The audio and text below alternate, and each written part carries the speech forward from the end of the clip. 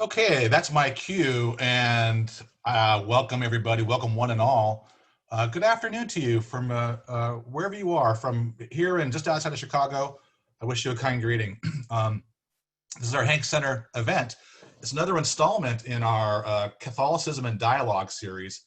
And again, a kind welcome. My name is Michael Murphy, and it's my great honor to serve as director of the Hank Center. And on behalf of the Hank family, whose generous endowment funds our many endeavors, and on behalf of university leadership, I extend a warm greeting to you. Let me add also, of course, a greeting on behalf of our dedicated Hank Center staff, and that's Megan Toomey, who's our center manager, and Kathleen McNutt, who's our graduate student assistant, and our two intrepid undergraduate assistants, Catherine and Francis. We add that level of welcome as well. I'm so grateful for their work, and together we are happy you're with us. As always, please check our webpage for our events. We have so much going on this semester.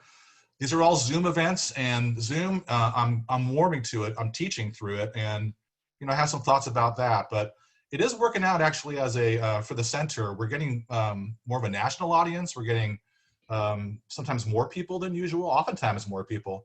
And it's also, it can be intimate in certain ways. So, there's something to learn, and I'm happy to learn it. So, so thanks for tuning in with us.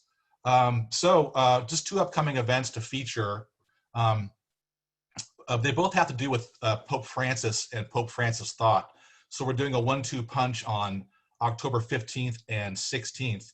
The 15th event called Laudato Si at 5, just over 5 years old now, with Eugene McCarraher from Villanova, who's just written a tour de force, The Enchantments of Mammon. And a lot of his thought intersects with Pope Francis's thought. We're calling that Capitalism, Culture, and the Technocratic Paradigm, again on October 15th. The following day, on the 16th at noon, CDT, we have an event called Fratelli Tutti, which is going to mark the promulgation of the upcoming encyclical from Pope Francis. The subtitle is A Conversation Addressing Pope Francis's New Encyclical on Human Solidarity and its Socio-Political Implications in the United States. Pardon me. That event features Sean Copeland, Bishop John Stowe, Carmen Nanco Fernandez, and John Gehring, and will be moderated by Ambassador Miguel Diaz, who's my colleague, our colleague here at Loyola. So that should be another time well spent. Today, these are all free events, but you have to register. So please note that. Today's event, Faith and Secularization, a Dialogue, promises to be a most compelling and engaging affair. The title, with its implicit nod to Charles Taylor's Moby Dick-like work, very thick and brilliant. There's a nod to that with our title from his 2007 magnum opus. It doesn't quite capture today's focus, but it does serve as a good catch-all position from which to depart. Our guests will speak more about these kinds of things in due course and offer helpful ways to approach the secular and important distinctions among the many locations of belief and non-belief, immanence and transcendence, these kind of things. All three of our guests are well published in these topics, and I look forward to their insights. The main text of consideration for today is Jerome Baggett's The Varieties of Nonreligious Experience. And you can hear the riff on William James's classic text.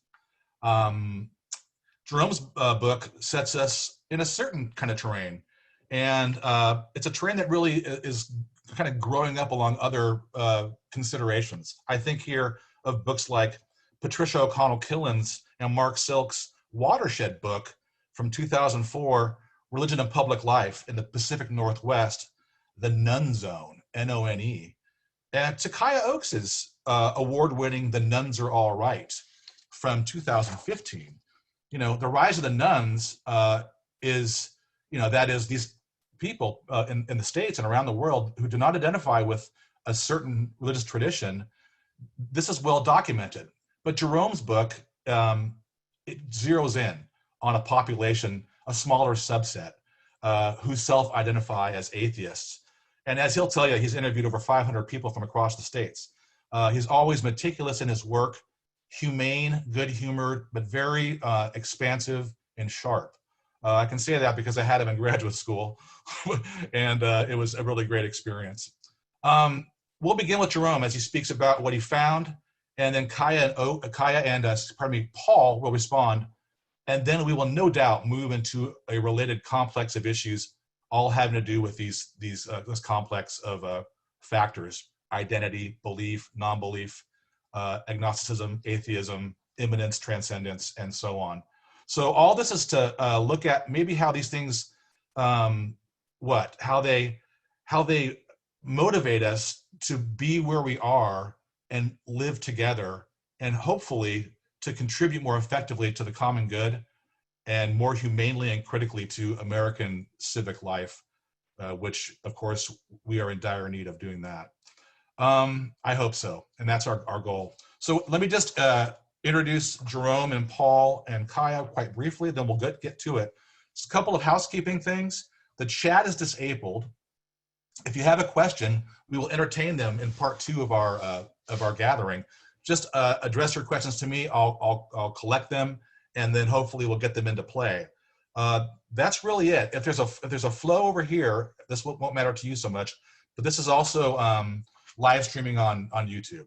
Okay, so without further ado, let me introduce our guest. Jerome P. Baggett is Professor of Religion and Society at the Jesuit School of Theology of Santa Clara University, a member of the Graduate Theological Union's core doctoral faculty, and visiting professor of sociology at UC Berkeley.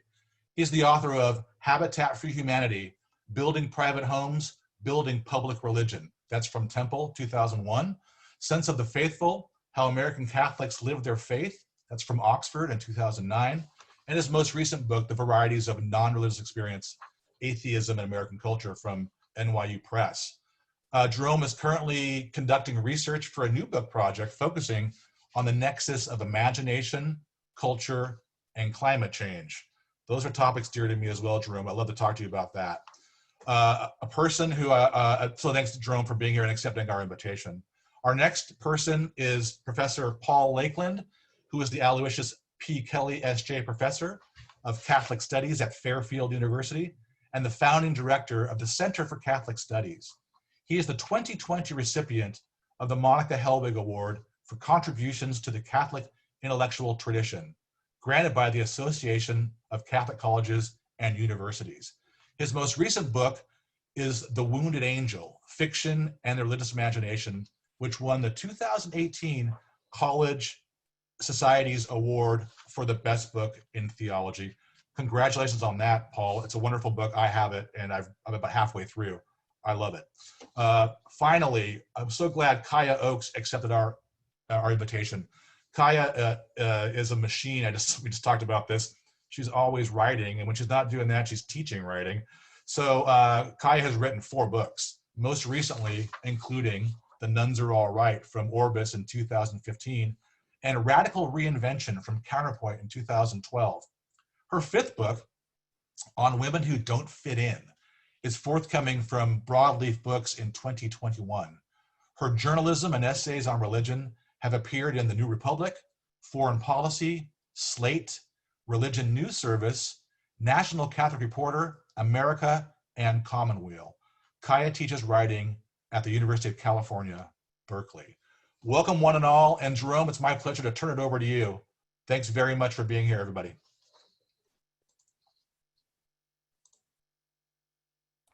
Okay, thank you, Paul and Kaya for being here. Thank you, Michael, for that generous introduction. And thank you, everybody, for taking time out of your day to participate in this conversation. I'm happy to be here, and I can't wait to hear your questions, comments, critiques, the whole thing. So anyway, thank you. Within only the last decade or so, public expressions of atheism in the US and elsewhere have become increasingly visible. For example, the number of atheism-related online forums, podcasts, blogs, video blogs, and all the rest is absolutely dizzying and seems to grow daily. Camp Quest, a network of secular-themed summer camps for kids, is now in 12 locations across the US. The Secular Student Alliance, the national umbrella organization for campus-based atheist and humanist groups, only had 50 affiliates in 2006. Now it has 300 affiliates in universities and colleges across the country. Even atheist billboards are fast becoming familiar features of the American landscape. Why believe in God? Just be good for goodness sakes, reads one outside of Denver during, Christmas season. Quit the church. Put women's rights over bishops' wrongs. That's the Freedom of Religion Foundation billboard outside of St. Louis. And atheists make better lovers. After all, nobody is watching. I think reasonable minds can disagree on that one. Anyway, and that's outside of Westminster, California. A much discussed indicator of atheism finding a place within the wider culture is the unexpected popularity of 4 books, all bestsellers at some point, that take aim at religion. Sam Harris's The End of Faith, Richard Dawkins's The God Delusion, Daniel Dennett's Breaking the Spell, and Christopher Hitchens' God is Not Great, How Religion Poisons Everything. While these books are generally regarded as constituting the vanguard of what's been dubbed the new atheism, this term is actually misleading in that neither atheism in general, nor these books' arguments in particular are without precedent. What is new is what I'll call their offensively defensive quality. In other words, rather than trying to understand religion, which is presumed to be wholly nefarious in their view, or understand religious people who are presumed to be uniformly fundamentalist, they take the offensive and seek to explicitly eradicate religion. This, interestingly, in my opinion, is compounded by a kind of defensiveness that would be unfamiliar to an earlier, more analytical generation of atheists that includes such familiar figures as Karl Marx, Sigmund Freud, and the great Friedrich Nietzsche. Unlike these old, more secularly triumphant atheists, the new variant displays a call to arms urgency and conviction that rather than being on the ascendancy, secular ways of thinking and living are in fact being assailed by religious publics from seemingly all sides. So, why have these books sold so briskly? And more importantly, why did this new cultural space for the public expression of atheism open up when it did? Tough questions, but I would suggest a confluence of factors. The first, I think, is the emergence of radical Islamic terrorism. The fact that Sam Harris began writing The End of Faith the day after 9/11 suggests that this event may have had a comparable anti-religious effect on the broader American citizenry. Second, the intelligent design movement's political traction within America's public school system might also be a factor. Richard Dawkins and Daniel Dennett are distinctive for having each written important books on Darwinian theory, but many Americans no doubt share their fed up with faith reaction to the religious right and its promotion of creationism in public schools. Next, beginning with the baby boomers, but gaining steam thereafter, there seems to be a widespread and growing cynicism towards organized religion. One wonders, for example, if Christopher Hitchens' book's subtitle, How Religion Poisons Everything, not just some things, or a heck of a lot of things, but how that could seem plausible to Americans were it not for their all too vivid awareness of certain televangelist financial shenanigans, former National Association of Evangelicals President Ted Haggard's troubles concerning drugs and prostitutes, the Catholic Church's most recent sex abuse scandal, religious organizations' opposition to stem cell research and same-sex marriage, and so on and so on and so on and so on. Another factor is likely the end of the Cold War. With the fall of so-called godless communism, expressions of irreligion, while still often stigmatized, no longer smack as thoroughly unpatriotic as they once did. And finally, the emergence of the internet should be factored in here as well. Given that atheists have long been a scant, often closeted segment of the American population, it would be difficult to overemphasize this factor in helping people to consolidate their identities as atheists and connect with like-minded others.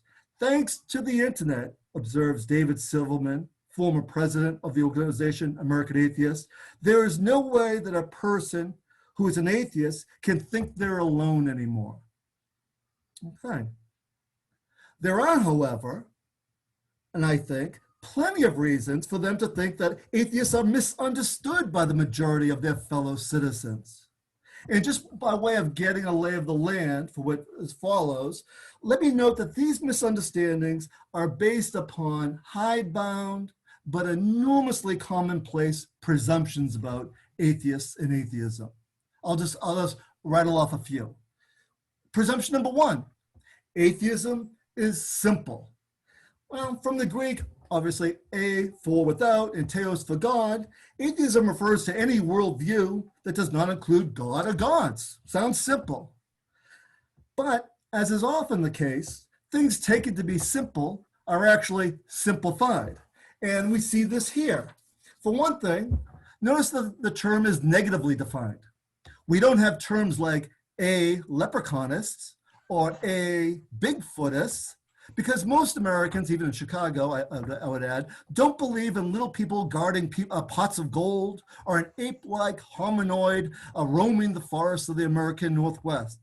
This isn't true of God, though. Thus, the fact that we've naturalized the term atheism and use it so routinely actually denotes more about what's deemed normative within American society than it says anything meaningful about atheists themselves. It's also the case that the single term atheism can lead one to think of this phenomenon as a single monolithic thing, whereas in reality, it's actually enormously variegated. For instance, while most Americans who identify as atheists become an atheist after some religious socialization in this country, this is changing. Now more and more atheists don't become atheists at all, but 11% of Americans are born into secular households. They didn't need to bother to become. And for those who do at some point become atheists, the degree of transformation is extremely variable. Some people reject a faith with which they once had very little investment, let's be honest. Whereas others may have been deeply religious before they became atheists. And the distance that people keep from religion varies. For instance, some atheists consider themselves unabashedly secular and perhaps even anti-religious, whereas others might consider them spiritual but not religious, or even have a live and let live attitudes towards religion and religious people. And also the level of salience of people's atheism is important. For some people, atheism is a central dimension of their identity. Sometimes in sociology, we call that a master status. Whereas others merely happen to be an atheist and thus think about it as much as they would if they also happen to be brown-eyed or happen to be a Sagittarius and so on. A second presumption I want to do away with is the presumption that atheism is somehow new. And I want to be unambiguous about this one. What is new about the new atheism may be its offensively defensive tone, its spate of newly published books, and its newfound hearing in the public square, but it is decidedly not new with respect to its atheism, which is probably as old as religion itself, okay? In fact, I won't dilate on this point, but because I can't give a full accounting, but the intellectual roots of atheism in the West are incredibly deep. They reach back at least as far as to the Greek philosophers of the 5th and 6th centuries BCE, who attempted to replace mythological explanations of the world with ones based on rational, publicly accessible assessment of facts. And two, these roots are surprisingly variegated. In other words, when it comes to thinking through religious identities and meanings, I discovered 4 very distinctive, what I call roots of atheism. I call them the empirical root, the critical root, the agnostic root, and the immanent root. And lastly, these 4 distinctive roots are still very much alive today. They continue to anchor and nourish irreligious sensibilities to this very day among American atheists today. Okay, so it's kind of like, in a way, I'm thinking of that great quote from William Faulkner. The past isn't dead; it's not even past, and it's not. These roots of atheism that were so obvious millennia ago are still very vibrant today. A third presumption: atheism as extrinsic. When I denote this presumption as being false, I'm pointing to the reality that atheism does not emerge from some outside source. It's very much connected to important developments in Western consciousness and, importantly, to the ongoing project of articulating theism itself. In his monumental book, which Michael mentioned and probably read, A Secular Age, Canadian philosopher Charles Taylor puckishly describes this mode of theological articulation as the excarnation. By this he means, rather than continuing to frame what it means to be religious in a subjective mode, in terms of communal bonds, in terms of embodied practices, pious dispositions, mystical experiences, and an overall sense of the apophatic, of mystery, religious sensibilities came to be construed far more objectively. In other words, they came to be framed as intellectual assent to objectified creedal assertions that, with the advances of modern science and the ongoing rationalization of consciousness, ultimately made it easier to disconfirm religious claims. This, in turn, made the emergence of atheism as a legitimate option, among others, nearly inevitable. First, of course, among intellectual elites, and then later among the broader populace. For the sake of time, I'll leave it at that, but suffice it to say that the emergence of atheism was not extrinsic to developments within Western theology. It was, as they say in those Hollywood heist films, very much an inside job. Okay. 4, I'm doing well with time. 4, atheism as numerically insignificant. Not so much. Globally, and calculated and quite conservatively, the number of people who say they don't believe in God or are not religious is somewhere between 1/2 and 3/4 of a billion people worldwide. And that's a lot. In fact, if conceived of as a religious grouping, it would be the 4th largest after Christianity, Islam, and Hinduism.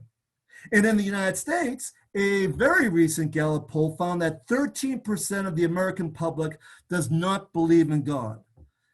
Now, let's be careful.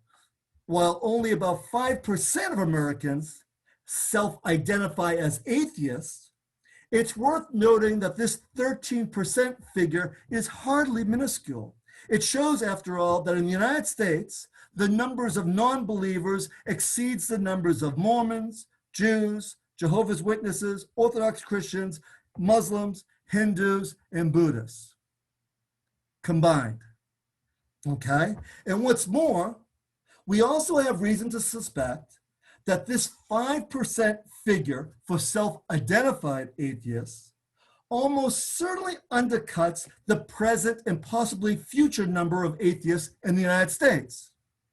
As for the present, there's almost certainly a social desirability effect in place here.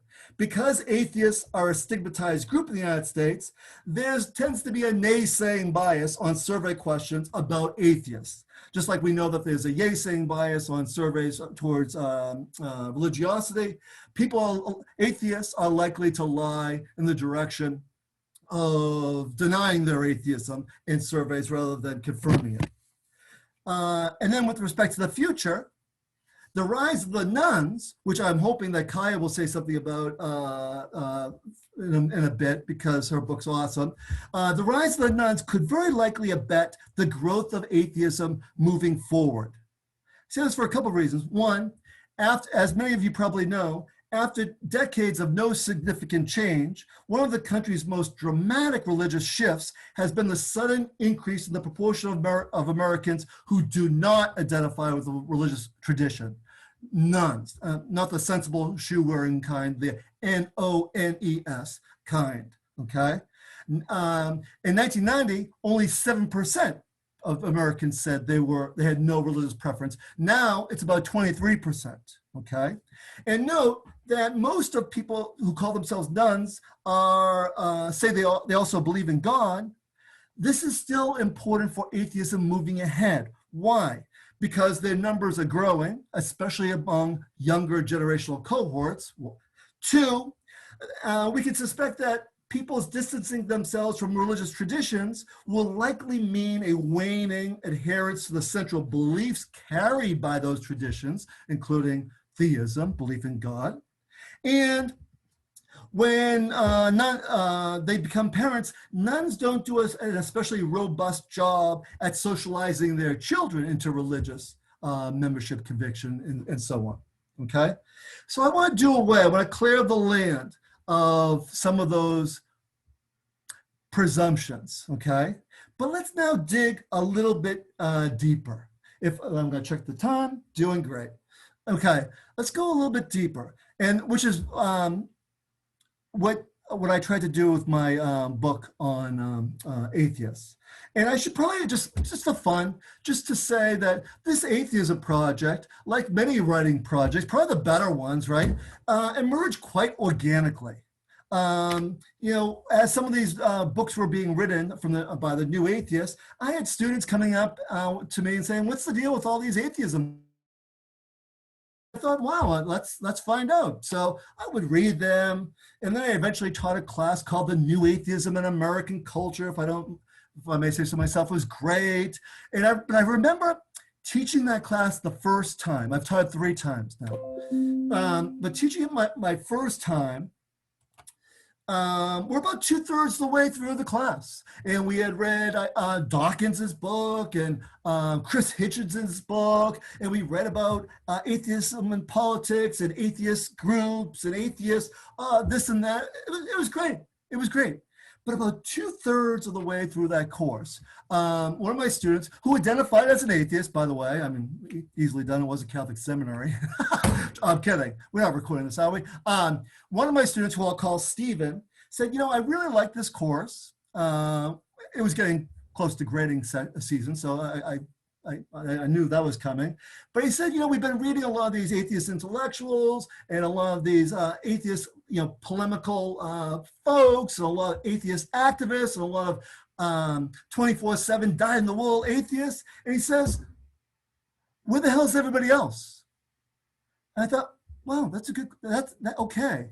Stephen's onto something. Where the hell is everybody else? So I thought, well, this could make a really good project. So I went to atheist conferences, and I went to atheist meetup groups, and I went to atheist beer not God groups. I took notes, and I did participant observation, and I drank beer. I went to an atheist film festival in San Francisco's iconic Roxy Theater, by the way. You should visit when you're in town. And then it hit me. I started to see the same people again and again at these places. And in fact, I saw one of the 6 movies I saw in that festival was interviewing atheists, and about 2/3 of the people in the documentary were also in the audience. And I said to myself, where the hell's everybody else? So Stephen's question actually became my question. Where is everybody else? And that's really an important thing, because people who are group members identify as atheists in that robust way are different from people who happen to be atheists. Just the way, like, if you go camping sometime and you have to get up to pee in the middle of the night, you look up at the stars, and what do you see? You see easy to see things, constellations. But you have to remind yourself, there's a lot of dark matter. Much of the universe is comprised of dark matter. And I think a lot of the studies of atheism that I had read and assigned to my students were studies of easy to see atheists, people who got involved in these groups and so on. But they weren't seeing Joe and Josephine Schmo atheists. They weren't seeing the dark matter. So that's what I wanted to investigate. And I don't know if people are interested in methodology. I am. But so I basically just started. I started in the Bay Area by interviewing people. These were all 2-hour interviews. And then I advertised in all sorts of different places. And I would only advertise for like a day or two, because once I got some volunteers, I didn't want people who just went to those websites. And then we did what we call a snowball sample. I would interview somebody and then ask if they knew other people who identified as atheists and so on. And then I did phone interviews in 49 of the 50 states, sorry, Alaska. And then I was interviewing so many people, it was gonna kill me. And I realized, what do I know about atheists is that they tend to be well-educated, have something to say and no way to say it. So then I would ask many of them to simply respond to my questionnaire in my surveys in writing, which many of them did. So I had a total of 518 atheists, and literally, I think it was 5,000 or 6,000 pages of transcripts. So that's what I did. But, so you don't have to read all this. Let me tell you just some key insights, just as a teaser that I found. One, lived atheism is very different from official atheism, okay? In other words, from the Hitchens and Dawkins and so on, so forth. In a lot of ways, one, the atheists that I interviewed had no problem saying, I don't know. They really demonstrated that agnostic theme extremely well. But in a way, their unknowing was a way of knowing something. They knew something about themselves. They articulated themes of open-mindedness and epistemological humility, which is in scant supply in some of these polemical texts. Two, they really resisted scientism, thinking of science as the only way of knowing. Many of them said, I don't believe in meaning with a capital M, but I believe in meaning in the personal sense. In other words, they believed in a lot of cultural scripts that they appropriated and deployed to make sense of their lives and render them meaningful. About a third of them said that spirituality was very important to them. It tended to follow what I call the if this, then yes pattern. If by spirituality you mean the feeling of awe I feel, when I go camping, or when my child was born, or what else, those moments, if that's what you mean by spirituality, then yes, I am spiritual. And then they were also much more discerning when it came to religion. They had much more of a hermeneutic of generosity when it came to religion. They were much less critical about people's belief in God than they were people's belief in certain understandings of God that they thought that led to negative outcomes, judgmentalism, and so on and so forth.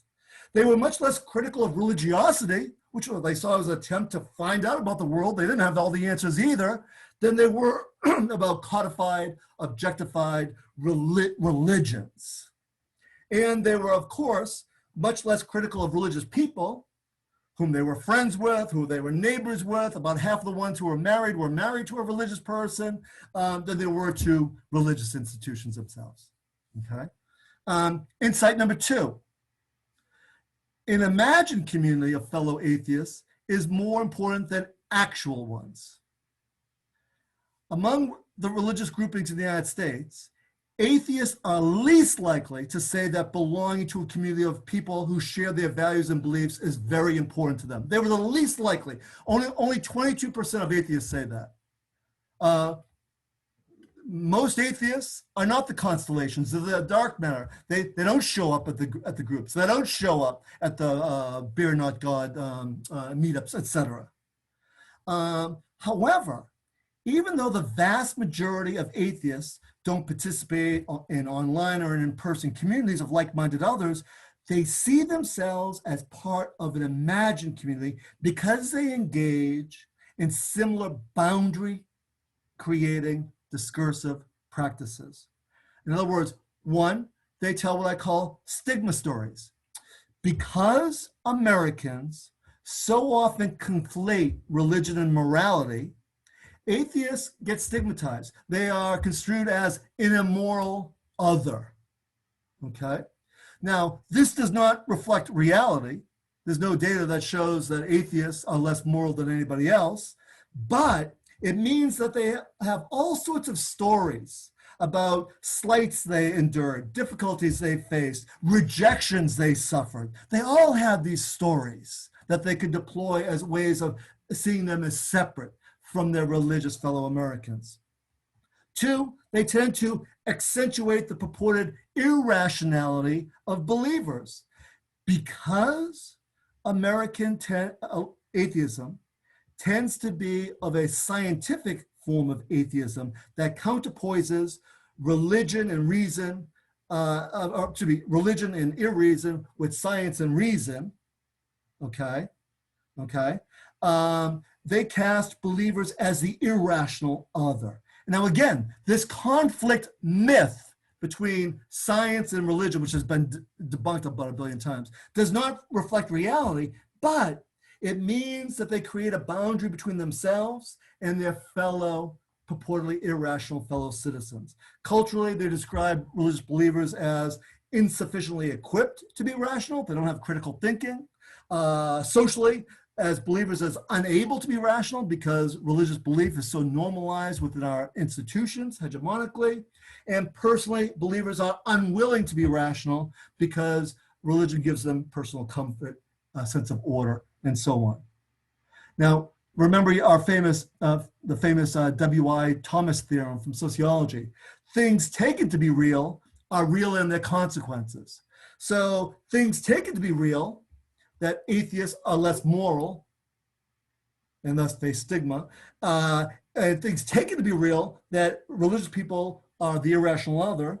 They're not real, but they're real in their consequences in the sense that allows atheists to imagine themselves as a distinct community from other people. Third insight, I'm almost done, by the way, so thanks for your patience. Third insight, and this was as subtle as a punch in the gut. All the research I read talked about atheists in the United States as being of a higher educational achievement, which is true, tend to be quite intellectual, which tends to be true, and so on and so forth. But the thing that I was surprised by was and this is the reason, as Michael suggests, that I give a shout out to William James in his Varieties of Nonreligious Experience. This is the reason, because I was completely unprepared to hear all the emotion language, all the feeling language in these long interviews. Totally shocked, but it was totally unambiguous. A way of putting this is atheists tend to consolidate and deploy their emotions to give a sense of periodization of their lives, to narrate their lives. They feel regret for a religious past. They feel free in the present from the religious chains, et cetera, and they feel responsible for an as yet unscripted future that they can participate in, okay? And also, I think most importantly, feelings performed what Freud called a signal function for people. In other words, just the way that religious people know that they're on the right track religiously because they have distinctive practices, collective rituals, creedal affirmations, atheists access their emotions as a kind of affective affirmation that they're on the right track as non-believers. Okay, so religious people have all sorts of things to know if they're on the right track. Atheists appropriate and think about and deploy their feelings as a way of doing that. Last bit, doing sociology, or practicing what the great sociologist Max Weber calls Verstehen, means understanding atheism in more positive terms. Oh, I should probably say, as you know, Verstehen is the German word for understanding. But in Weber's very distinctive usage of that term, he meant an understanding of the other on the other's own terms. When I look at Michael, I don't say he's a lousy sociologist and Red Sox fan, because that would be imposing my categories, projecting my normative suppositions onto him. He's playing a different game. And if he's a Cubs fan, we'll call that a losing game, for example. All right, enough. I just unmuted myself. I need to defend myself, Jerome, but I hear you. That's a great point. Thanks, Michael. So practicing Verstehen is the most difficult thing to do in sociology. So if we can kind of bracket the religious norms, et cetera, and so on, and I think we can see religious people in more positive terms. We tend to think of them as rejecting, in terms of rejection, abandoning religion, in terms of negation, not believing, in terms of absence, without faith. That doesn't make any sense. It's like we talk about non-combatants, but non-combatants just don't sit around not waging war. And we think about the unemployed, but the unemployed just don't sit around not being gainfully employed. They do other things. And the same is true when we think about atheists. I think they're rejecting, at least my data shows, that you can understand them less in terms of rejecting something than embracing something else, okay? So for example, when they counterpose religion and science, they're rejecting less than they're embracing other things. So epistemologically, they might be rejecting what they would call comfort, but they're actually embracing lives of integrity. Attitudinally, they might be rejecting what they see as closed-mindedness, but they're actually embracing open-mindedness. And in terms of consequence, they're embracing an understanding of progress, gratitude for this life, a responsibility for carving out lives of meaning on their own terms, okay? So it's easy to write off the polemical new atheists that we read, even though I love and miss Christopher Hitchens. But it's too bad that everyday atheists are so often found guilty by association and thus all too easily written off as well. Okay. However, when one practices Verstehen, when one casts them in non-stereotypical terms, acknowledges their real critiques of religion, and sees them as gravitating towards lives marked by wholly positive aspirations, then one realizes they have much to say that's worth listening to. It's hard to know what this has to do with the so-called secularization thesis. You could say, oh, it augments the secularization thesis because people are coming out as atheists. But then you could say, no, it actually shows what a religious country we live in, that people would identify them in terms of religion itself. So I don't know. I think it's a wash there. But I think atheists present us with a possibility of a more honest and capacious conversation about faith and doubt, belief and non-belief, and our ceaseless urge to profane the sacred and to sacralize the profane in our culture. In short, if they help to engender those kinds of conversations, then American atheists may enrich our public conversations about the sacred and end up, somewhat ironically, being a real blessing in the long run. William James, it just occurs to me, but William James has this, and I quote this, I think at the end, I'll check it out. He has this definition of saintliness from his varieties of the religious experience. And he says, this definition of saintliness is a feeling of being in a wider world, the feeling of being in a wider life than of this world's selfish little interests. That's James's definition of saintliness. But I think it resonates with what I heard quite often from the atheists I interviewed and talked with as well. So I think there's a lot of room for conversation that might deepen the kind of public discernment we have on things that really matter in our lives together. So thank you for listening, for those of you that did. And I will mute myself because that's what you're thinking you want anyway, and listen to Kaya and Paul. Thank you so much, Jerome. That was I really enjoyed that. And I really enjoyed your book as well. I learned a lot from your book, and I had wished that your book was around before I wrote mine. So maybe in the time machine, we'll be able to exchange. I think that there's a lot of common ground between Jerome's book and the research I did on nuns. I'm not going to spend too much time explicating and unpacking who nuns are and what they believe, because I want to really talk today about the challenge of the moment when it comes to these questions about believing and belonging. Because many atheists, nuns, Catholics, Christians, Jews, Muslims, Hindus, etc., because of the pandemic, are asking a lot of questions about what communities they really belong to, and what does it mean to be part of a religious community, which are similar questions that atheists and nuns ask, which is, what does community mean, and what is community in my life? So The Nuns Are All Right, which is my book on the phenomenon of nuns, it came out 5 years ago. And in the 5 years since it came out, I've done a lot of traveling and talking about this topic. And I've been discouraged to see that the narratives about non-religious Americans have pretty much remained the same. No matter whether I'm speaking to a secular audience or a religious one, the response tends to be this kind of hand-wringing about the problem of people who don't belong to a religion, and a lot of generalizations, which Jerome pointed out as well. People tend to make kind of sweeping generalizations about non-religious people with very few specifics about them as individuals.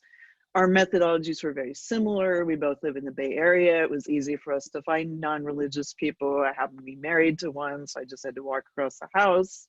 But in other cases, I think that with atheism and then the nuns, a big problem is the fact that the public face of atheism is very off-putting to many people. So you get your Dawkins, your Hitchens, your Harris, when in fact the atheists and nuns that you meet in one-to-one conversation are a little less, they don't fit into the kind of generalizations people make about non-religious people, that they're lost, they're confused, oh, eventually they'll find their way back. They're gonna see the light, quote unquote. That's just not true, because how are we defining seeing the light, and how are we defining finding their way back? And I really appreciated the fact that what atheists and nuns have in common, and something I learned from your book, is that they both really dislike this idea of being negated and being defined by what they don't believe. So nuns is a catch-all term that's used for people who, on a form, asking what their religious belief is, you have Jewish, Christian, etc., they check none of the above. But what they can't check is all of the above, some of the above, or some of the above, some of the time. In other words, we're entering an era when people's religious beliefs in America, and to quote Jerome's book here, both secular and religious Americans tend to be bricklers, in that they mix and match what Alistair McIntyre calls moral fragments, and they rely on these in whatever ways seem right to them in a given time. In other words, Americans pick and choose their religion these days. And this has long been true within Catholicism too, right? It has not been as simple as, here's a catechism of the Catholic Church, and you're going to go memorize it, and boom, you are now Catholic. I was just today, in preparing my notes for this, reading Gaudium et Spes again on conscience and the primacy of conscience, and how that conversation is so important to keep having. In other words, that picking and choosing is kind of what nuns do. So they are not necessarily none of the above, but more often some combination of the above. So their decision is to participate in religion in a kind of bespoke way, or putting it together in ways that work for them. But frankly, that's what everyone does who's religious too.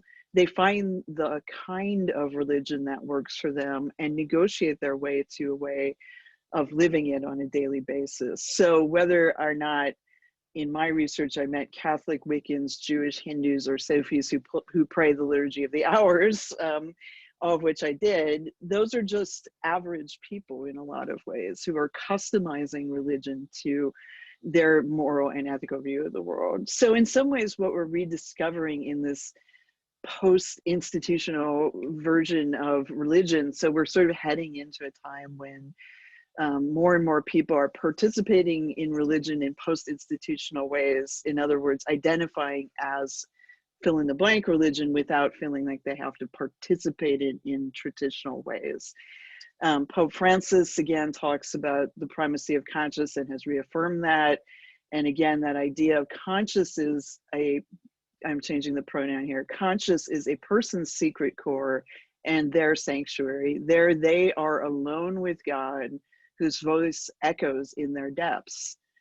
For spiritual seekers who are interested in faith, prayer, and religion, but not in committing to one single religious tradition, contrary to the stereotypes of atheists, agnostics, seekers, nuns, whatever you want to call them, or that they choose to call themselves, they're actively, in many cases, practicing a private one-on-one relationship with the divine. And so they may be secretive about that. I think we're living in a time of Matthew 6:6 in a lot of ways, and that people's experience of religion is going to become more private and less public. And that's reactive because the notion of politics and religion being intertwined is what pushes a lot of people away. And this is directly a result, if you look at the numbers and the way they've trended over the last 30, 40 years, it's directly a result of the religious right and the idea of the kind of Christianity that has become politicized and I would say weaponized in America has alienated 3 generations of young adults. So Gen X, which is my generation, millennials, and the kids that we're calling Zoomers. They don't like it, but I don't like being Gen X myself. So, and I'm sure boomers don't like being boomers. So anyway, so since Reagan, or really Carter, and that evangelical kind of Christianity coming into the mainstream and being mistaken for, that's what religion is that politicized version of religion. And then Catholicism has increasingly become politicized in America. No comments on that for now, but religion can feel, it's a turnoff, and it alienates people because they would prefer, nuns would prefer their religion and politics to either be separated, or for people who claim a religion to actually live out the values of that religion and not in hypocritical ways. The recent downfall of Jerry Falwell Jr., for example, has led, it's going to lead increasing numbers of younger evangelicals to recognize the kind of hypocritical say one thing and do another thing attitude that has been a problem in the leadership of with the Catholic Church as well in terms of the clergy abuse crisis. So I just want to say briefly about church attendance in the pandemic and this whole question about whether or not there are going to be more nuns, fewer people identifying as religious after the pandemic. There's no evidence that, so at the beginning of the pandemic, a lot of religious leaders were noting like more people are coming to Zoom church than would actually show up on Sunday, but that has not sustained. So Barna Group estimates that 1 in 3 practicing Christians who were streaming church at the beginning of the pandemic, so 6 months ago, have now stopped streaming church. Cara at Georgetown just came out with a big study that revealed 36% of younger Catholics are planning, and only 16% of younger Catholics go to Mass weekly. Out of that, so 36% of them are planning on attending less after the pandemic than they already do, on top of which younger Catholics are less likely to stream and participate in remote worship services. So why that, I leave that to the Cara report is up, and there's a story in America about it. If any, I didn't write it.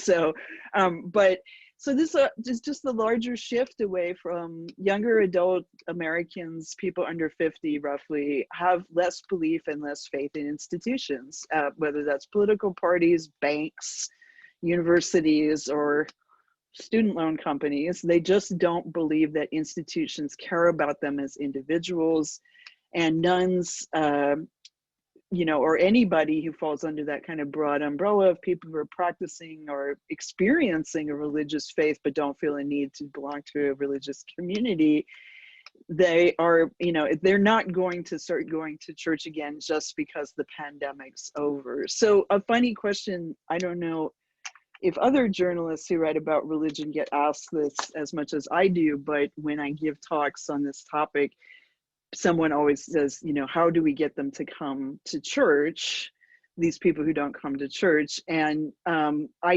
don't have an answer. So if anybody's thinking of asking that today, I don't have an answer. What I do see, though, is that in all of the research I've done, the problem with the pandemic is that the ties that people had to institutional religion that were already frayed are just going to become more frayed. So in other words, the disconnect is going to become more disconnected. That's at least where the trends are pointing. Ryan Burge, who you may be familiar with, who's also a sociologist and does a lot of statistical stuff. We did a panel together at Fordham in November. In Christianity Today, he's got some numbers on how likely it is people will come to church after the pandemic again. So I recommend people to read that article if you're interested in these questions. Anyway, to sum it up, I think the bigger question is what comes next. So Jerome's book helps us to meet atheists as they are. And when you talk to atheists, when you talk to nuns, when you talk to agnostics, they really crave to be known as. And I think that's just human beings generally want to be known as people. And given our distance from one another during the pandemic, the question of belief and how it's going to be affected by how distant we've become from one another physically, and is just it's an open question that, but I remain sort of optimistic about the idea of religion being very robust as an individual experience. I do think that that's very much still true. And faith, at the bottom line, is a mystery. And the next mystery that we're going to figure out as people who are interested in these topics is what's it going to be like when we come out of this monastic Zoom room isolation of looking into other people's monastic Zoom rooms. So that's what I'm going to say. I just really also loved, Jerome, your definition near the beginning of the book about how we talk about faith and how the words for it have changed over time from, you know, words meaning loyalty or giving your heart to now it tends to feel more that belief began to be understood as holding opinions. And I think that's a problem that pushes people away from it today. It's less experiential and more opinion-based. Thank you. Well, thank you, Jerome, and thank you, Kaya. And I'm going to take a slightly different tack, which comes from the fact that I wear the hat of being an ecclesiologist. So I'm interested in how we look at this from the perspective of the church. And of course, from the perspective of the church, atheism and secularism for the longest time have been called a problem. And one of the great things about Jerome's book is that he doesn't treat atheism as a problem to be solved, but more as a reality to be explored and from which we can learn a lot about atheism and about ourselves. So the stress is on the varieties of religious experience. So there's a salutary warning here to those who would just dismiss atheism as a mistake, if not worse. I was reminded of this when I was reading a remarkable editorial in the current issue of the Chicago Journal called The Point. The issue is dedicated to the question of the future of the nation state.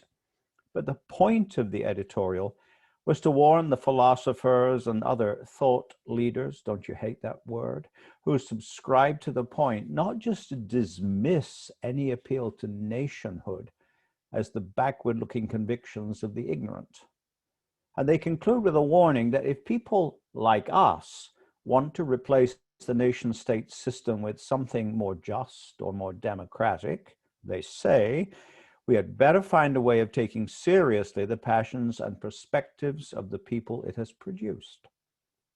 It's because so-called smarter people dismiss the perspective of the, quote, basket of deplorables that we're in the dire political mess we have today. And in a similar way, if we dismiss the secular perspective on life and even on religion, we contribute to a problem that only a more empathetic approach can assuage. But how do we engage the secular world? So in the few minutes I have here, I want to explore what might to some seem an outmoded dimension of the theological enterprise, namely what used to be called apologetics. Two images come to mind. One is my memories of my one-time life in London, heading off to Hyde Park's famous Speaker's Corner, where the mix of the wise and the crackpot was on display every Sunday morning. Among them was always the Catholic apologist, the representative of the appropriately named Catholic Truth Society.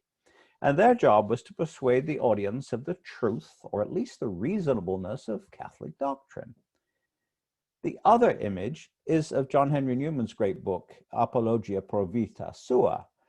In that extraordinary intellectual biography, the apologia is revealed as a form of confession. Now, in both cases, I want to suggest, apologetics is to be understood as a form of purposive presence to the crowd in the park or to the reader in the study. So what is the purposive presence of the Catholic tradition, and especially of Catholic theology, to a secular world? Many have written about this. Charles Taylor himself, at what we all agree was great, even excessive length. I'll just suggest quickly 3 resources for consideration.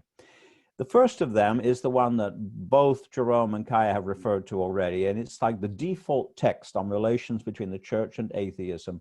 It's in a few paragraphs in Gaudium et Spes. So that's my first resource.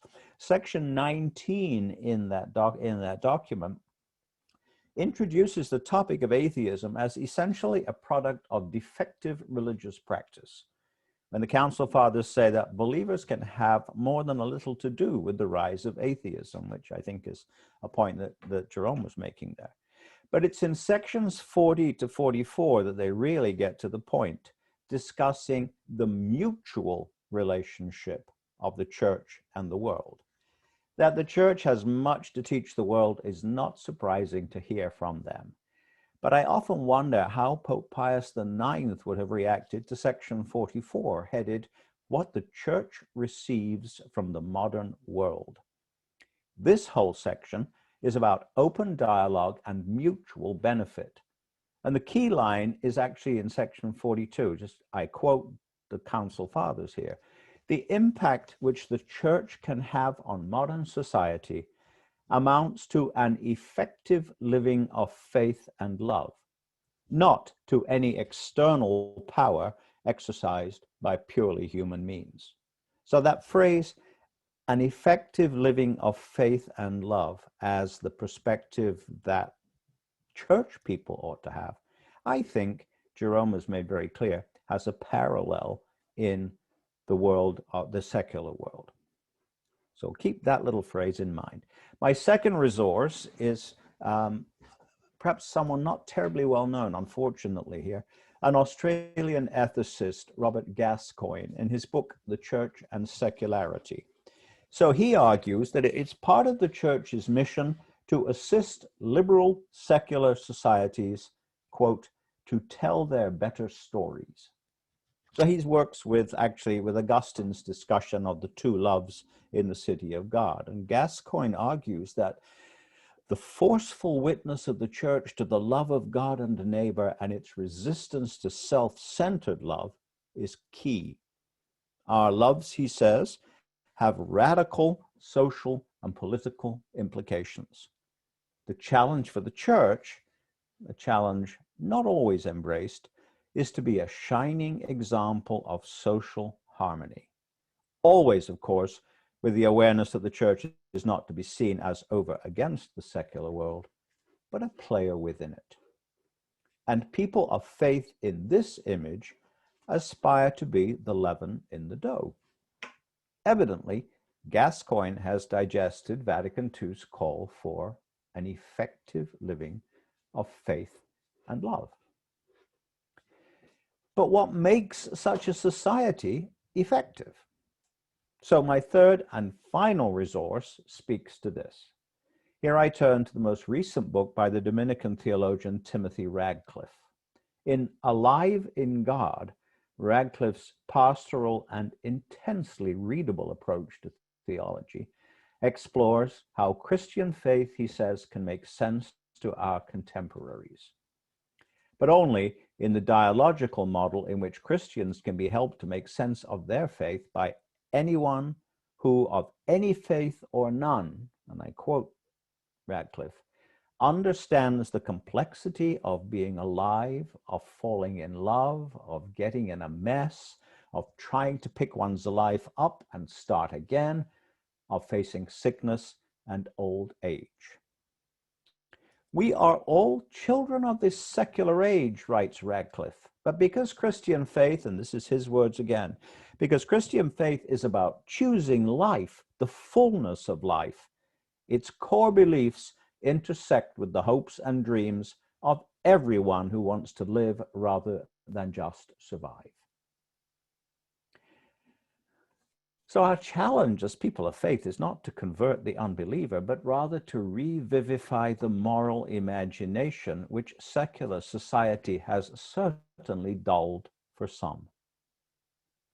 Restoring the sense of transcendence is about reopening the capacity for wonder, about putting wings back on what Flannery O'Connor called the wingless chickens of our age, those who cannot dream of anything beyond, those for whom the Mona Lisa is nothing but a spread of pigments on a canvas, or Beethoven's Ninth Symphony is nothing but a sequence of pitched sounds of varying timbre.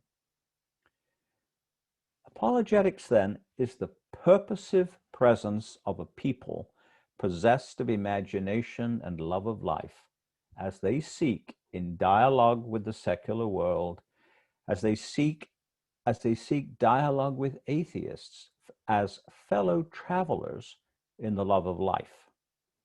There are plenty of dulled wits in religion and secularity alike. They are the challenge for all of us, believers and atheists.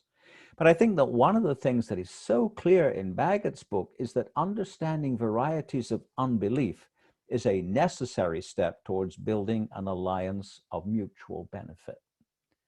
We should not look for this as a work of the institutional church, not only because the church itself may currently be a species of wingless chicken, having lost its prophetic edge, but more importantly, because the atheists among us and even the nones of our own tradition are turned off by institutions. No, the alliance will be the work of the people, and as we look around us in the US today, it will be an alliance of critical importance to any kind of worthwhile future. Neither believers nor secularists will save us. Only people as people have a chance to build what Augustine understood to be the highest value of society.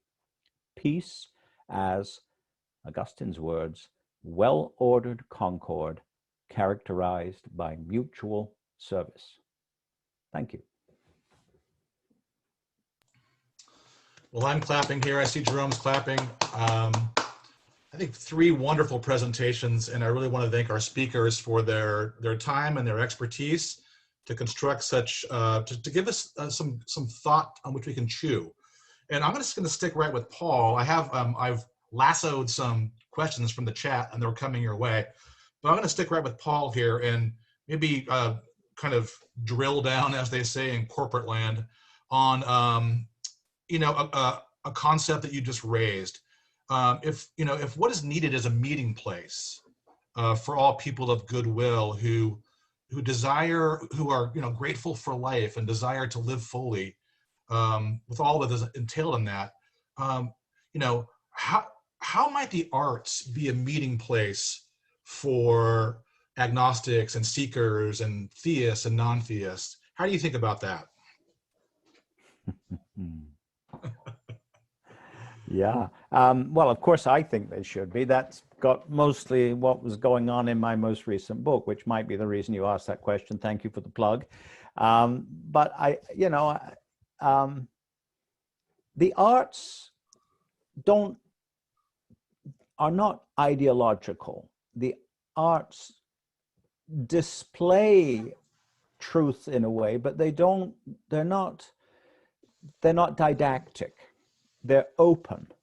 And so they offer, no pun intended, they provide a canvas on which people can gather, can debate about the meaning about the infinite number of meanings, the infinite number of possibilities that any great work of art puts before you. So, if I had to pick one good example I would pick, which actually is such a relevant example today, will be to look at something like Albert Camus' book, The Plague, which is deeply religious and deeply secular and unfortunately rather timely. So it's the fact that the arts provide us with an open space in which there is no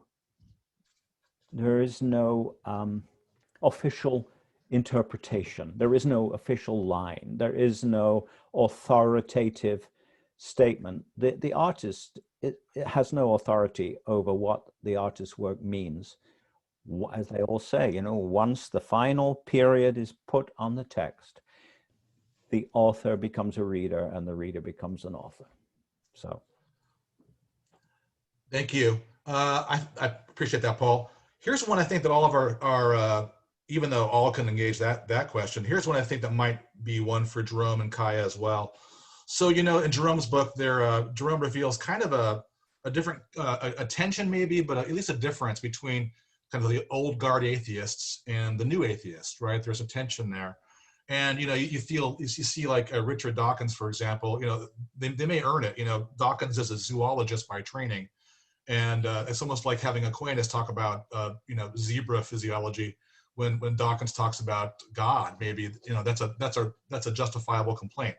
But what we have though is kind of a public face of atheism that becomes off-putting even to agnostics, even to atheists, where you have a kind of battling fundamentalisms. Where Bill Maher, for example, takes the most cartoonish interpretation and turns it up to 11, right, of the faith of religion, amplifying a point where constructive conversation about Christianity, in this case, usually, is just not possible. So the unfortunate ascent of, but he's got a point in some ways, because the dominant strains of Christianity, as we know, are prosperity gospel and kind of neo-puritanical patriarchal versions, oftentimes, of muscular Christianity. And so Mary Ellen and Carol in the chat have kind of joined with this question as well. What might exist for people who somehow are atomized by any number of movements in religion, who are no longer attracted to those communities, but who increasingly they also are hungry for community? And one last thing I'll say, I'm thinking in terms of the sociology, Jerome, that we've tracked for 40 years now, I guess, from Robert Bella's Habits of the Heart to, is it Putnam or Wolf now, Bowling Alone, to Putnam, thank you, Jerome, to Sherry Turkle's more recent, is it Alone Together? But all this atomization of tech, when we have all these cartoonish versions, people are turned off. The Roman Catholic Church has double controversy and cover up of the scandal. It's in a bad spot. So how would you think about people who are hungry for community under these, and maybe giving religion a second chance in some ways, or giving humanism a second chance in community? How do you think about these questions? So please begin, anybody who wants to.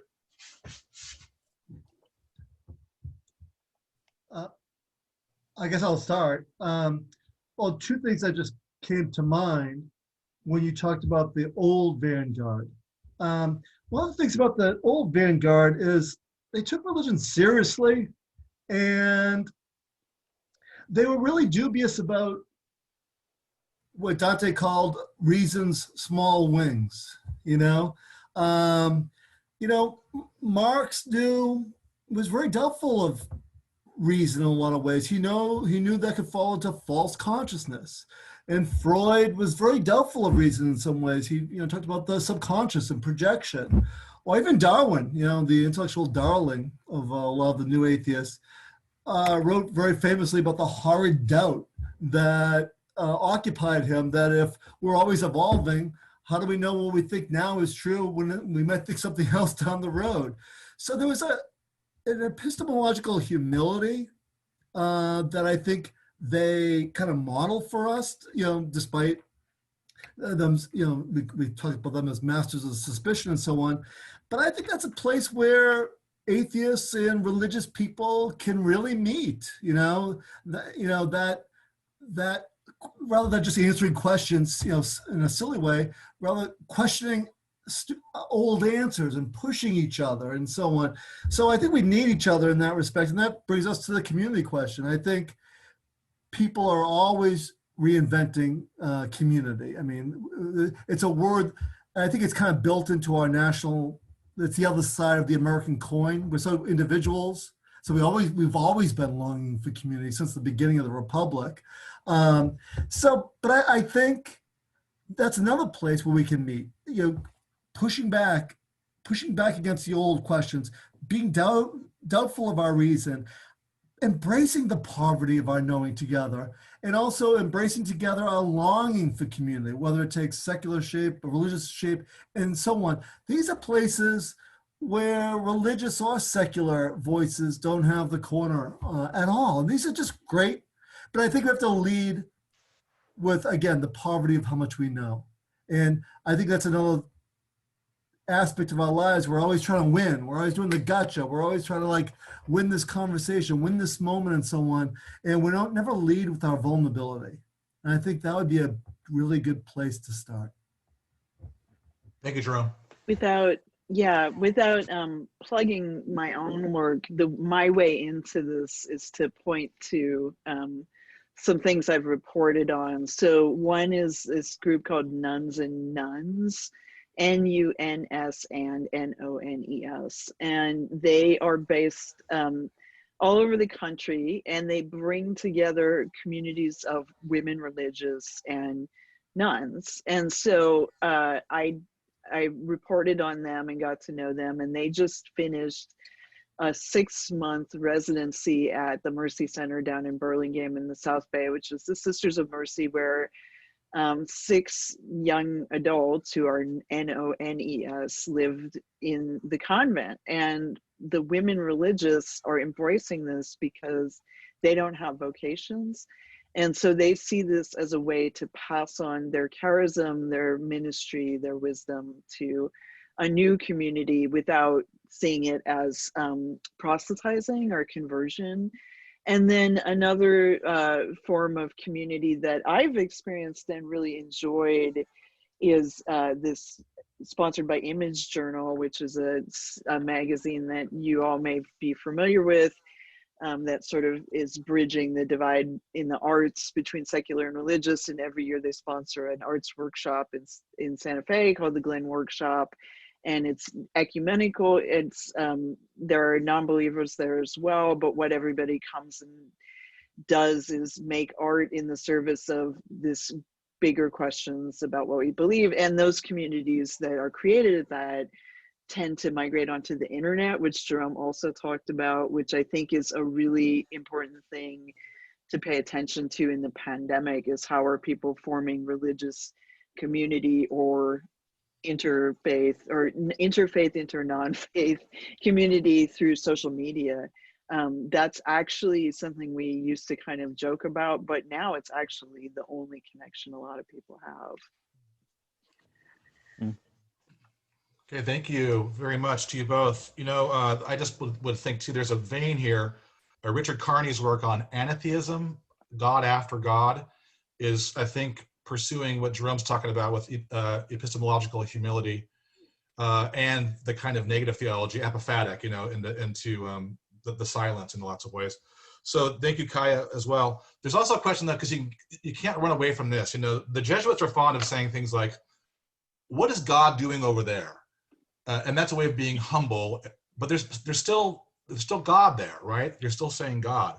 Paul was talking about Father Radcliffe's, looking at life. So we still have to navigate, the God of Athens or the God of Jerusalem, and the truth claims that this God makes on us. And I don't want to skirt around that. But what I do want to do is ask another question from our chat, and that's going to be from Susan Harmon. And she says, there needs to be a question about many secular organizations, and she says she's thinking about here the Church of Satan, goes out of their way to conduct community building and civic-minded activity.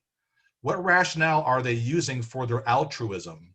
How much of it is PR, civic involvement? Is any of it a holdover from a religious upbringing that leads to a lingering sense of guilt over inaction? Anybody? Paul's laughing. I'm laughing because there's such a lot there that would need to be unpacked. Yeah. I do like the reference to community organizing. I think that one of the things that, we haven't exactly touched on is the way in which,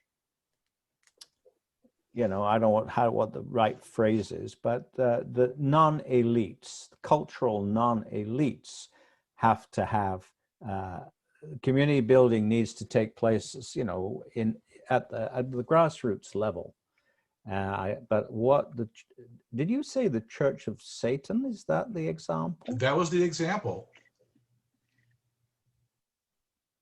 I know it's jarring. Jerome, did you jump in, Jerome?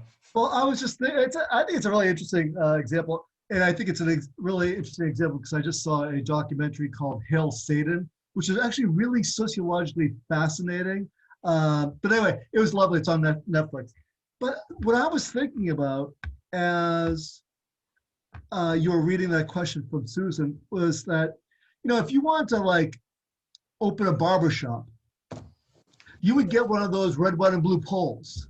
And what do? They don't do anything, but they function that, you're not Sweeney Todd, that you are doing this thing. So religious outsiders have always used the functional equivalent of the barber pole, fighting in American wars to say, okay, we are one of the group. We have to be taken seriously and we're legitimate, or gaining political power. Or now I would say, as Susan suggests, sort of like the way of signaling that you are one of the group du jour is kind of like through philanthropy, voluntarism, adopting a highway. If you form your own religion today, have to go to the courthouse. Step 2 should be adopt a highway. Sponsor a little league team. It's just, I think it's just another way of signaling that one is a legitimate group among others. I think that's it. We do that different ways in different periods in our history. Let me jump in there because Kaya, I think you might have something here too. I'll let the crowd know we're going to go to 5:35. So we're supposed to end at 5:30, but let's go to 5:35. I have a couple of friends coming in, give me some clarity, and I appreciate that. That the Church of Satan is a free speech group, right? That's one way to look. I think Jerome, you're saying that.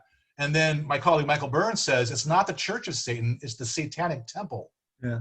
So, and he said quite astutely, that's like confusing Westboro with the Methodists. Fairly put. Kai, you have any thoughts on that? I'm not an expert on the Satanic Temple, but I do think that an interesting pivotal moment that we're in, especially over the summer, was seeing how secular activist movements have become a way for people to gather and find community during COVID. So people, participating in Black Lives Matter in huge numbers around the world, and it being a non-religious, leaderless movement. It doesn't have a leader, and so it acts as a movement like nuns act in relation to religion. In other words, they don't want a leader, a religion with a leader, and they don't want a vertical, they want a horizontal structure. And so I think to the question, some of that is probably people trying to recreate religious impulses from those who come from religious background. But now that more and more people are raising children without religion, there are more people who never had that religious background, and so they pour their compassion and their care into activism in some cases. So, like, for example, in the Bay Area here at the Black Lives Matter protests, there was not much of a clergy presence. In other parts of the world, there was, but in the secular part of the world, you wouldn't see as many clergy. But in Charlottesville, during the Unite the Right rally, there was a big clergy presence pushing back against the white supremacists. So it's an interesting kind of moment to look at that question. Thank you. I think we have time for two more, then our speakers can make a final word if they'd like to. Here's one from another colleague at Loyola, Dr. Dickinson, and he says, I'll read the question, or the answer. Yeah, the question, excuse me. I'm thinking of Baggett's wonderful work in particular. How might a more general acceptance of atheist identities in public social terms become transformative of our political context in this country? Since atheists are traditionally one of the least trusted groups in the US, what might better dialogue and understanding with religious persons and groups do to change the partisan rhetoric? And or do you think there would even be a big impact on the political sphere if this were to happen? So I think anybody here, I think Jerome, that's led for you, but I know Paul or Kaya can certainly speak on this. Can you unmute yourself, Jerome? No one's ever asked me that before. I was going to say. Usually goes the other way. That's such a great question. That, I don't want to give a trite answer, but I think I think that because we tend to conflate religion with morality, I think once people think, oh, they've checked the religious box, I'm moral, and so on and so forth. And we're not really astute in our moral deliberation. That's why we're so addicted to black and white and, these different camps and, progressive, liberal, all that kind of stuff. I think that if we open up our moral discernment and the public deliberation to non-religious ways of construing morality and ethics, I think people will realize, oh, there are a lot of ways of thinking through the good and the right and the just. And I'm only good at some of them. And so I think we'll realize that we need each other. I think we're really bad at ethical deliberation in the public square, because I think we say, okay, we're religious, I don't need to get good at that. Whereas I think if we understand there are so many ways of thinking through ethical questions and discerning morally, then I think we'll realize, oh, this is a bigger space than I thought, and I only can cover a certain part of it. And so I need other people, not to be nice, not to be politically correct, but to round out my own experience and so on, because we all just live a small sliver of life. So I just think that's a wonderful question, and that's as good as I can do right now to do justice to it. Paul or Kaya? Well, I think the biggest challenge, I agree with everything Jerome said there. I think the biggest challenge, though, is to find a real venue in which this kind of exchange and openness can occur. What Jerome was talking about earlier was what we usually refer to as civic life or citizenship. And it's a pretty scarred situation right now. So finding the venue is hugely difficult. Yeah, thank you. That's I hate to say it, but it's self-evident. I mean, that word is always one to watch out for. But my gosh, we saw recent things that really have displayed the hard straits that we are in. I think we'll leave it there. But I want to give a final comment. Kaya, do you have any final thoughts on this experience? what's working in your mind and heart? I just appreciate having conversations like this. I think that hearing three very different approaches to the topic was very helpful to me. But just personally, like, I've found that the last 6 months, as isolating as it's been, have actually been a really good time to deconstruct a lot of assumptions that I had about faith and belief. And because, you know, in my own personal faith life as a person of faith, that I've had to really take apart what that means. But it's actually been really productive. And I think those are things that non-religious people do a lot. But I just want to thank you again, Paul, Jerome, and Mike, and everybody from Loyola for inviting me to participate in this, and to Jerome for writing this really fascinating, helpful book. Thank you, Kaya. What a pleasure to have you here. Paul, do you have any final thoughts? I think I'll give you one final thought. This is from a Brit, and going back to what Jerome was saying about billboards, atheistic billboards. In the heat of the new atheism, many of the writers were British, right? Mm-hmm. The British atheists came up with a billboard which they put all over the sides of the buses in London and so on, typically British. The billboard said, British atheists, God probably does not exist. That's wonderful. You know, that could be a good last word, but we're going to leave the last word for you, Dr. Baggett. Oh, well, I would say there are so many things that are pulling us apart. Now, I know some of you have counselors or ministers or sociologists or journalists and so on. And you just realize when you interview people and talk to people and resist that centrifugal desire to pull us apart, you realize that, well, one, these carbon-based life forms called humans are profound, you know, and two, you debunk all these stereotypes, because we have such stereotypical access to people. Once you get a more robust understanding of people, you realize how much you don't know and how grand the people at the BART station truly are. And I guess the other thing was, I think I'm in a unique situation because before doing this book, I interviewed, I think it was 300 and something Catholics.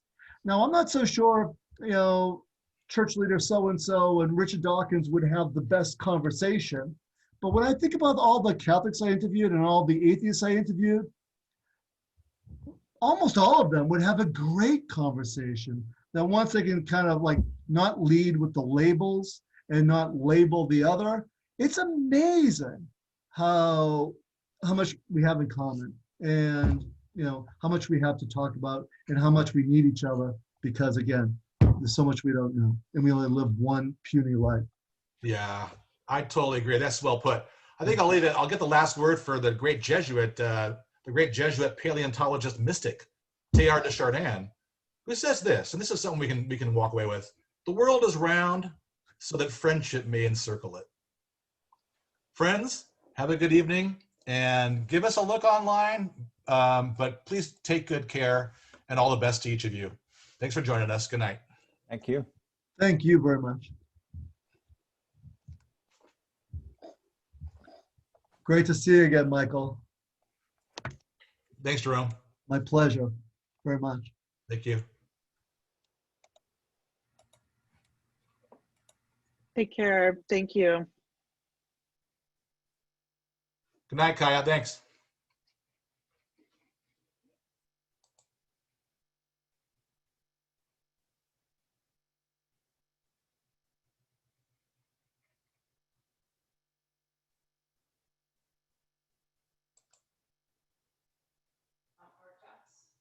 I don't know.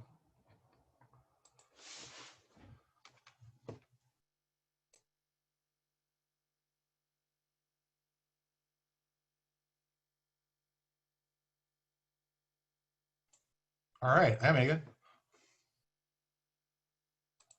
I can't hear you if you're, Megan. Mike, first of all, oh, Let's see. I can ask her to unmute. Well, did that work, Megan? Yeah, Mike, you have to end the meeting. Okay. Because you're the host. Got So it. go to leave. Yeah, so I'll just say, we'll catch up, okay? So Okay. I have the end button here. Thanks a lot. All good. Okay. Okay, good night, you guys. Thanks for your help. Night. Bye-bye.